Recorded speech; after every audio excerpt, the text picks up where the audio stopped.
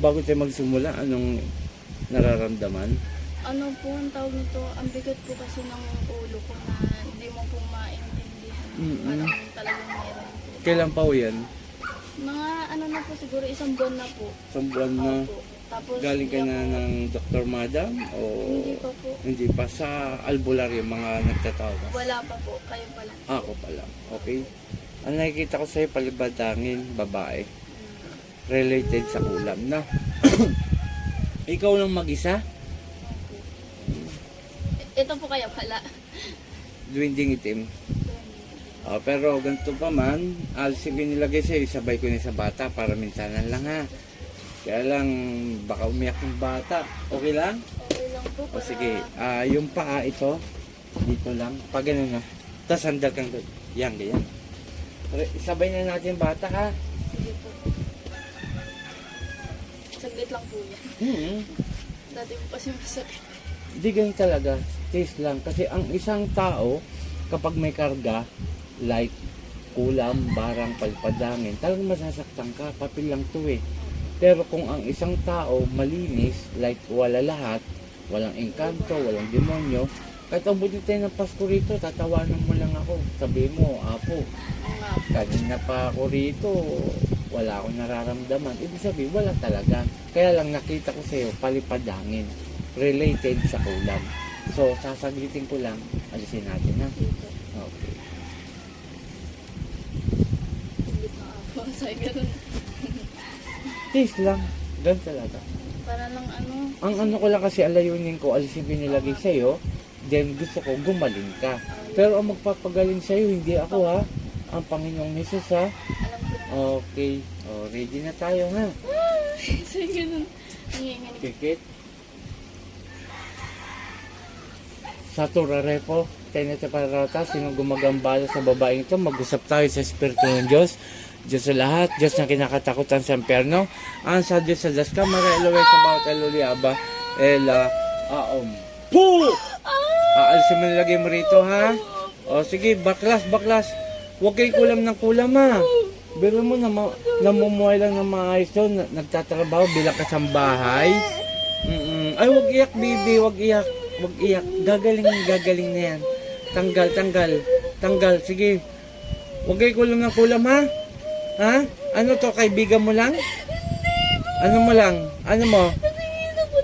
Kasi edad mo lang. Saan ka ba nakatira? Asin ng proper.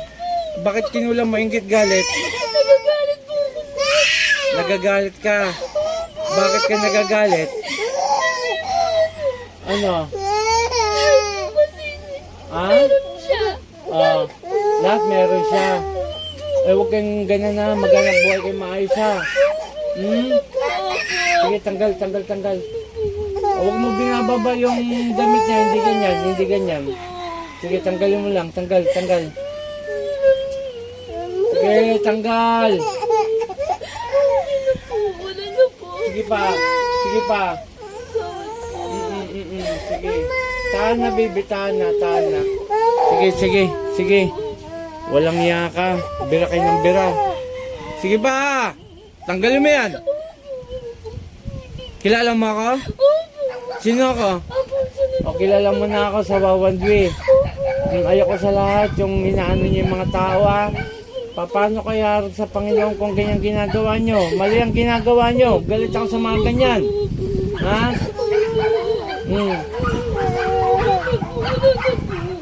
Meron pa. Nay! Pakiano nga yung bata, baka malaglag. Tana, baby. Kita mo, pati yung bata, nahirapan, Sige, alisin mo yan. Wala siyang kasama. Yung nga eh. Halika bunso. Ano mga muna, Nay? Ano po? Sige, tanggalin mo lahat yan. Sige, tanggalin mo lahat yan. Walang iya ka. Kasama. Hindi na lang po. Sige pa, tanggalin mo lahat yan. Sige pa. Sabi nagagalit ka rito sa babaeng ito. Kita nyo. Masyado na kayo. Mali ang ginagawa mo. Sige pa. Sige pa. Konti na lang. O, ibabalik ko nilagay mo rito, ha? O, mga ka-idol, kasama niya po yung bata. Ayan po, umiiyak. Pasensyahan tayo, ha? Ha? Panginoon kong Isus, sa aking magdakila, may ngaw ng basbasahin niya, balik ko nilagay sa babae ito at siya mahirapan. Isus na nadanam dayos. Po!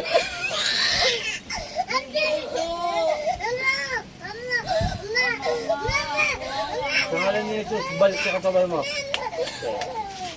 Sandali, tapos na na. O, ubusin mo muna to. Sandali. Alam ko mo yan? Oh. Kasi mama mo? Habang nagtatrabaho? Ay, ganun. Tika saan siya? Gawon way, pero kasambahay siya sa manggahan. Oh, baby. O, inumin mo to 3 araw, ha? Tapos kung maliligo ka pag uwi mo, buhos mo lang ng ganun, isang balde. Tapos, in Jesus name, bulungan mo yung balde, ha? Hindi na bunso. Galing 3 na araw si mo inumin mama. to. Hindi pwede yung bata, ikaw lang inumin to. Huwag mo papainom sa anak mo. Oh, galing na si mama. Mama. Okay, shoutout sa lahat. Ito si Apo Eric Apochelin. Maraming salamat sa ating amang dakila na si Yahweh at sa ating Panginoong Isus sapagkat bibigyan tayo ng kalakasan at ito po, bibigyan tayo ng kakayahan upang manggamot. Maraming salamat kay Apo Ken, Apo Marvin, Apo Rosita, mga team Apo yan. Shoutout sa inyo lahat. At yung nga ho, pakishare ang aking video, paki-like and paki-follow. Then, sa YouTube channel ko, paki-subscribe po.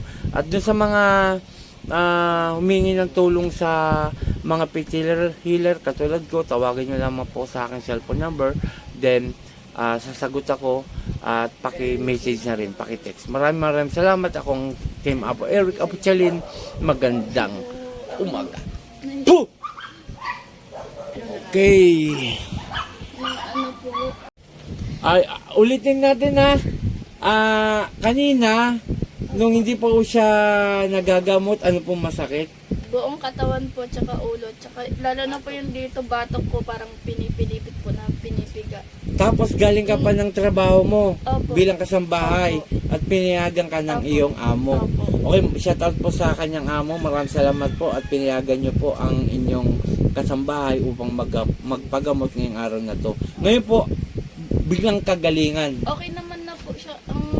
Ang luwag po sa pakiramdam hanggang ulo. Amen. Napakabuti ng ating Ama at ng ating Panginoon. Ayun po, isang babae na isang kasambahay ay nagpaalam sa kanyang amo upang magpagamot kay Apo Chalin. At yun nga, bigla ang pong kagalingan. Napakalupit po talaga ng ating Ama at ng ating Panginoon na kanyang anak. Napakabuti. Maraming salamat po. Ayan po, isang patunay na gumaling po agad siya. Maraming salamat.